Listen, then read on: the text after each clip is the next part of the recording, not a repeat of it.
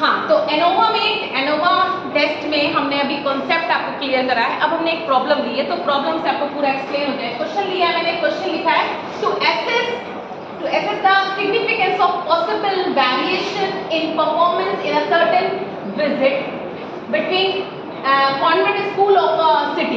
तो सिटी है, उसके कॉन्वेंट स्कूल का एक सर्वे लिया गया है, अ कॉमन टेस्ट लिया गया कुछ स्कूल्स का, was given to a number of students taken at random from the senior or the fifth class। जैसे 5वीं कक्षा से हमने कुछ बच्चों को उठा लिया और उनका हमने कॉमन टेस्ट लिया कई स्कूल्स का, ठीक है, ABCD स्कूल्स के, taken at random of the 4 school concern, ठीक है, ABCD, ये 4 स्कूल लिए गए, ठीक है, 4 स्कूल लिए गए।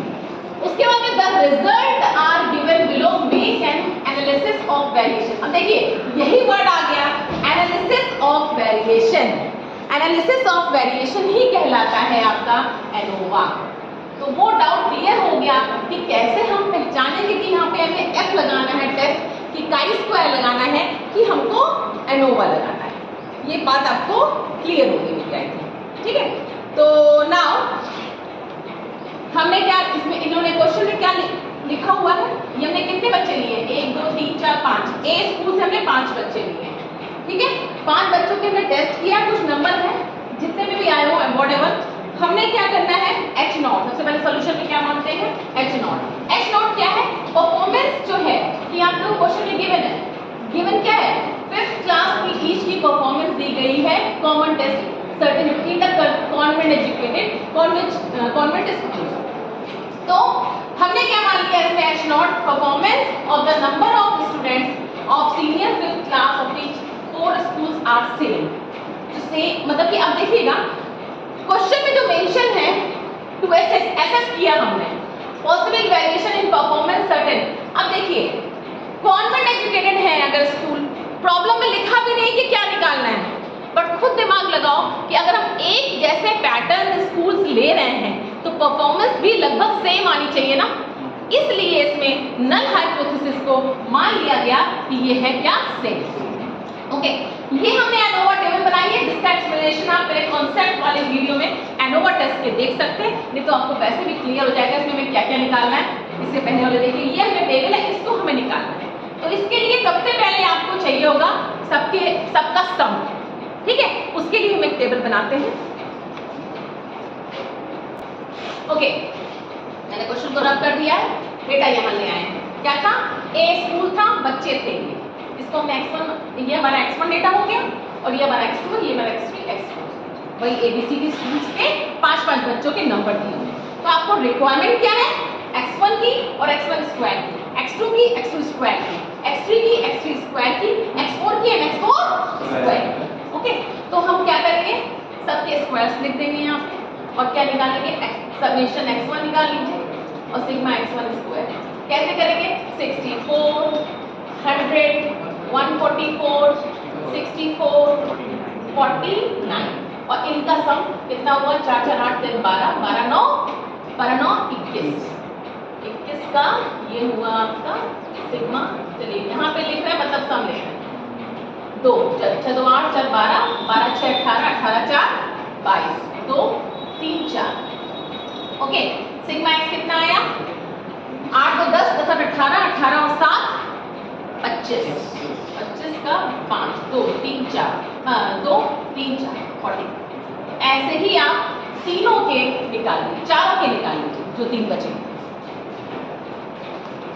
ओके, तो हमने क्या कर दिया आपसे कहा था जो वही हमने कर दिया है, सिग्मा x1 निकाल लिया, सिग्मा x1 स्क्वायर, ठीक है, सिग्मा x1 स्क्वायर निकाल दिया और ये सब निकाल लिया हमने। अब क्या है पहला पॉइंट, हमें क्या चाहिए ग्रैंड टोटल। ग्रैंड टोटल मतलब कि कैपिटल T, कैपिटल T मतलब क्या हो गया सबका सम कर दीजिए। सबका सम मतलब क्या हो जाएगा भाई 45 प्लस 50 प्लस 60 और प्लस 65 कितना आ रहा है 220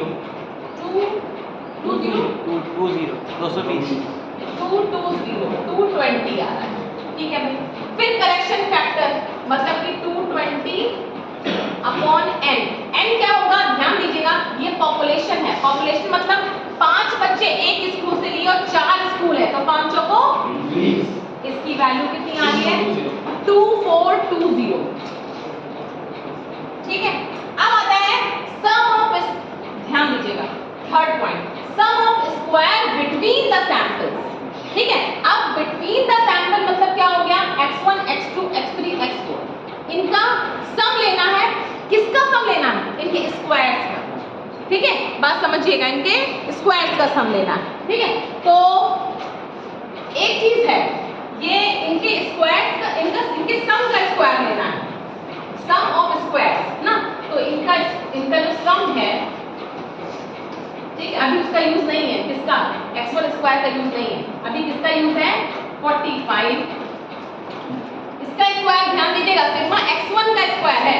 अगर फॉर्मूले में लास्ट में मैंने वीडियो में बनाया है, x1 स्क्वायर नहीं है, सिग्मा x1 का square 45 square upon population size, इसका सैंपल साइज कितना है 5 प्लस, बोलते जाइए 50 square upon 5 plus 60 square upon 5 plus, तो क्या है 65 स्क्वायर अपॉन 5। इसका आंसर कितना आ रहा है माइनस, हाँ yes, minus t square upon n, वो है 2420।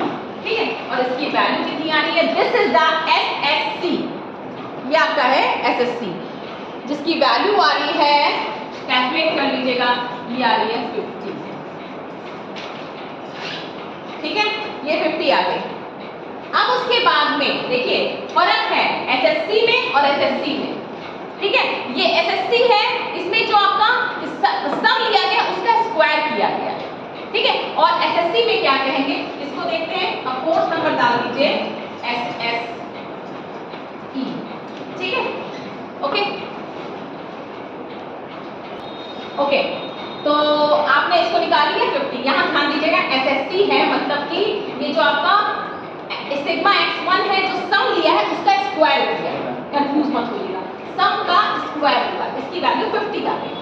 नेक्स्ट है फोर्थ पॉइंट SST, मतलब कि सम ऑफ स्क्वायर टोटल।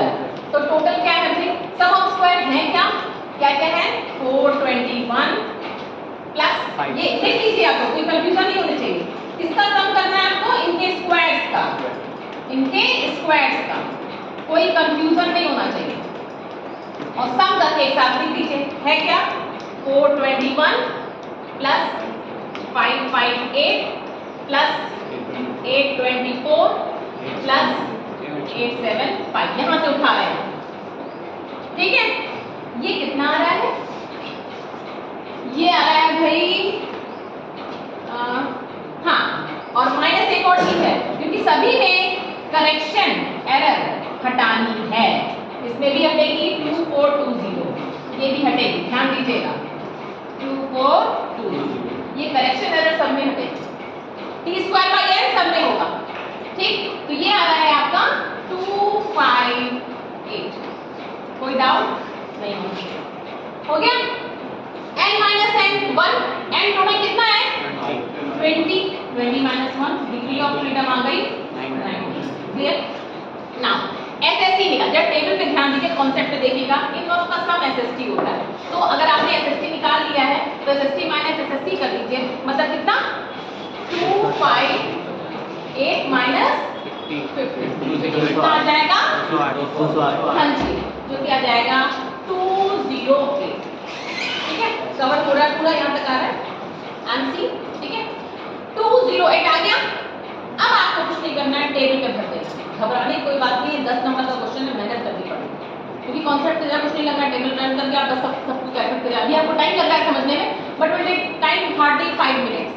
ओके, जब आपको सब क्लियर होगा तो भाई क्या करा आपने, टेबल बनाई, सिग्मा x1 x2 x3 निकाले, उनका स्क्वायर निकाल दिया, एक बार t निकाल दिया, t के बाद t²/n निकाल दिया, एक बार SSC निकाल दिया, एक बार SST निकाल दिया, SSC निकाल दिया। अब टेबल में टेबल को याद कर लीजिए, एनोवा टेबल ये है हमारे, इसको लर्न करने के बाद में इनकी सब की वैल्यू बता दें। SSC की वैल्यू कितनी है भाई 50 है, और SSE की वैल्यू 208।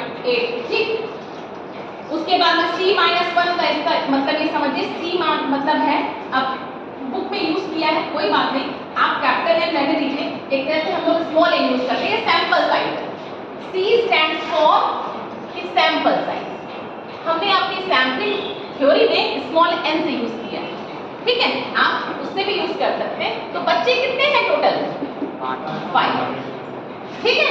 तो 5 माइनस 1 हमने कैपिटल एन कर लिया। वैसे तो मैं स्मॉल एन था, लेकिन मैं कैपिटल एन मतलब पॉपुलेशन, ठीक। पॉपुलेशन में कितने हैं टोटल भाई? पॉपुलेशन में कितने हैं?